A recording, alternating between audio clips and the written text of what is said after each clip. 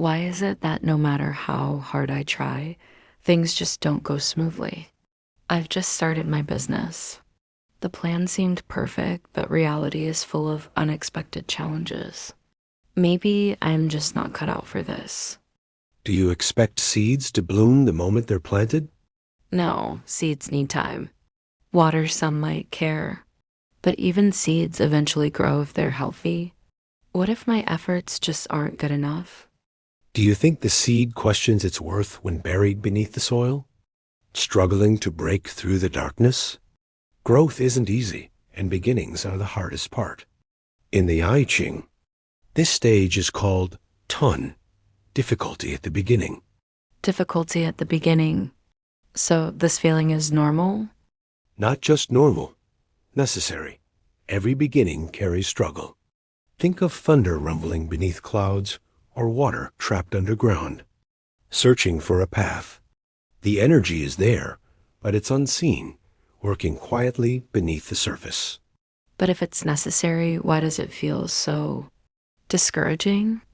Because you're standing at the threshold of the unknown. The mind craves certainty, but growth thrives in uncertainty. The I Ching speaks to this through Hexagram 3. It says, Tun, supreme success. Perseverance furthers. It is not favorable to move hastily. Beneficial to establish leaders. Supreme success, but also difficulty? How can both be true? Because success isn't the absence of struggle. It's born from it. The potential for greatness exists, but it requires perseverance. The path isn't smooth, but staying true to your principles shapes you. So perseverance is key? Just keep going? Yes, but not blindly. Notice the next part. It is not favorable to move hastily. It warns against rushing. When the ground is unstable, speed leads to missteps. This is the time to establish strong foundations, not just in your work, but within yourself. But what if I feel stuck? Like I'm hesitating too much? That's natural. The first line of the hexagram says, hesitation and delay. It is beneficial to stay firm and grounded, favorable to establish leadership. Hesitation isn't failure. It's part of the process. Imagine standing at the edge of a dense forest. You pause, not out of weakness, but to understand the terrain.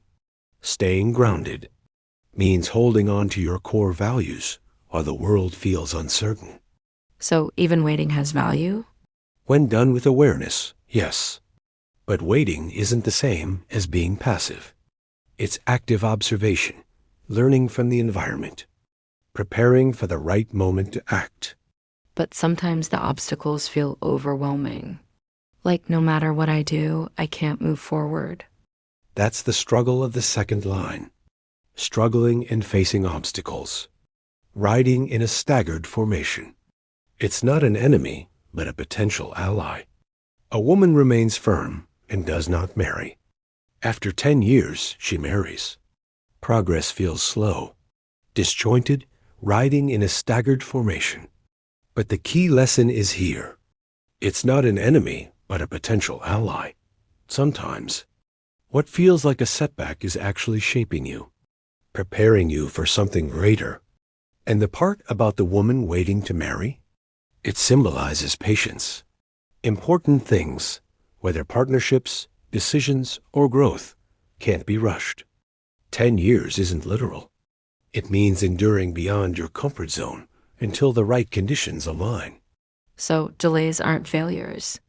They're necessary pauses. Exactly.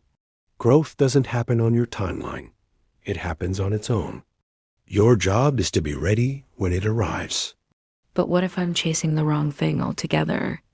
That's the wisdom of the third line. Chasing the deer without a guide, one enters the forest and gets lost. A wise person realizes it's better to stop. Moving forward will bring regret. Ambition without direction leads to confusion. Imagine chasing a deer into the woods without knowing the terrain. The wise understand that sometimes stopping is the bravest choice. But isn't quitting a sign of failure? Not when done with clarity. Quitting isn't failure. It's recognizing that the path doesn't serve your growth. Wisdom lies in discerning when to persist and when to pivot. So, how do I know when it's time to move forward again? When your actions are guided by clarity, not fear. The fourth line says, riding in a staggered formation, seeking union. Moving forward brings good fortune. Nothing will be unfavorable. After struggle comes alignment. Once you've learned patience and reflection, the right partnerships, whether people, ideas, or opportunities, will appear. Moving forward then leads to growth. So, struggle helps me recognize what's truly right for me.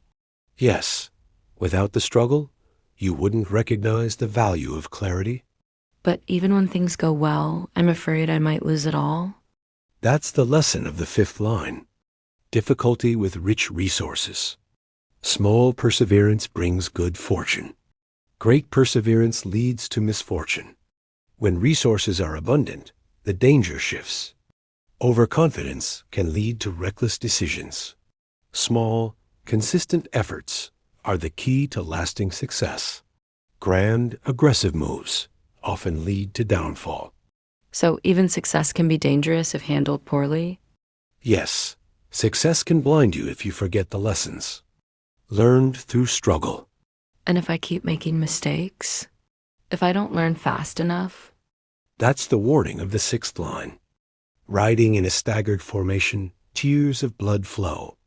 If we refuse to learn, if we repeat the same mistakes, regret follows. Deep, painful regret. The most painful failures aren't the ones where we tried and fell. They're the ones where we had the chance to change and didn't. so it's not failure that hurts most. It's refusing to grow from it.